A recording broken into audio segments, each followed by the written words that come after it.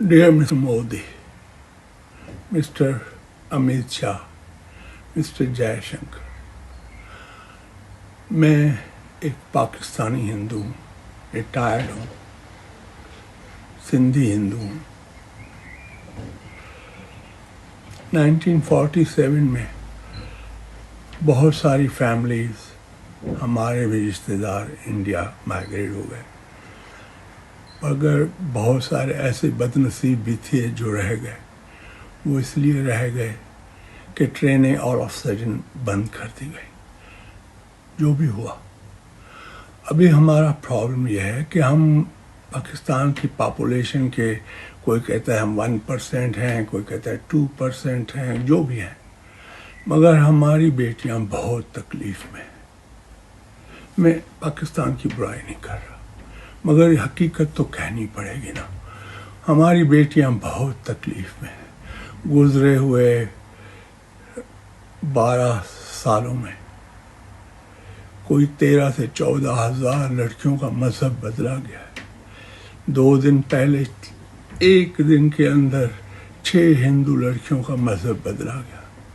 हम कुछ कर भी नहीं सकते और हम चाहते भी नहीं हैं कि आप हमारी वजह से पाकिस्तान से कोई फट डाले। हमारा मकसद ये नहीं।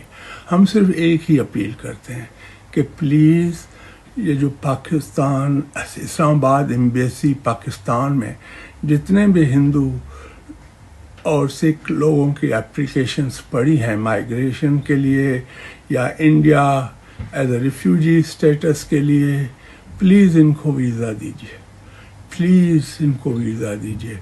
कोई कहता है 10,000 हैं, कोई कहता है 1 लाख हैं, मगर बहुत हैं।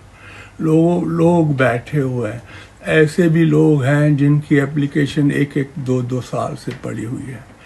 मेरा 2 साल पहले मेरा एक भांजा उस अपनी बहनों के साथ माइग्रेट होना चाहता था, उसको वीज़ा नहीं मिली। बाद में उसकी बहन को किडनैप करके उसको अगवा करके उसका मजहब बदल गया। ऐसे किस्से बहुत हैं सर। हम लोग मजबूर हैं। हमारी लड़कियों को से कभी फंसाया जाता है, कभी उनका ब्रेन वॉश किया जाता है, कभी उनको बकरी की तरह उठा के ले जाते हैं और हम कुछ कर नहीं सकते। न पुलिस हमारी सुनती है, न जजेस हमें इंसाफ देते हैं, न चीफ मिनिस्टर हमारी सुनता है। हम करें क्या, कहाँ जाएं? हम मजबूर हैं। हमारी बेटियां मुश्किल में, हमारी माएँ रोती हैं। सर, आपकी भी तो माँ थी, अभी नहीं है।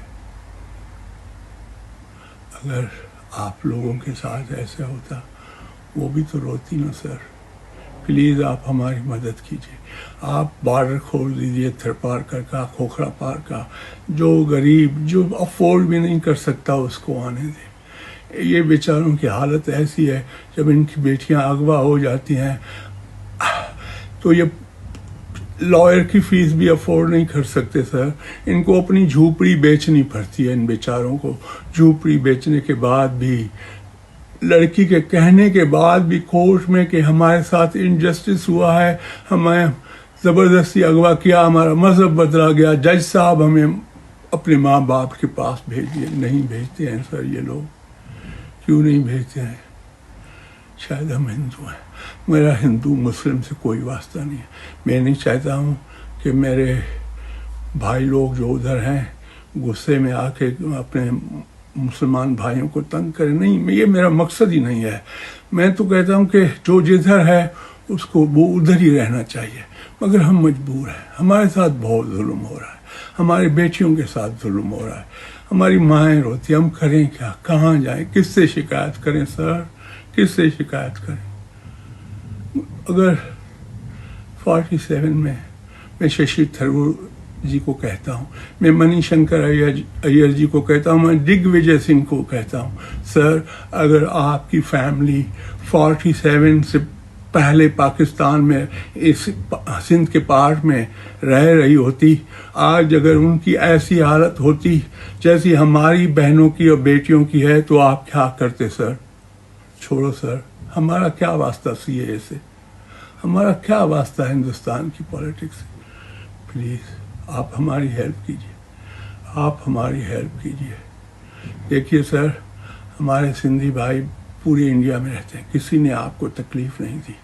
گاندھی نگر میں ایل کے آڈوانی بھی رہتا ہے. گاندھی نگر میں آپ تو امت شاہ جی، مودی جی، آپ تو گجرات سے ہیں، آپ کو پتہ ہے کہ بھئی کسی سندھی نے کوئی غلط کام نہیں کیا.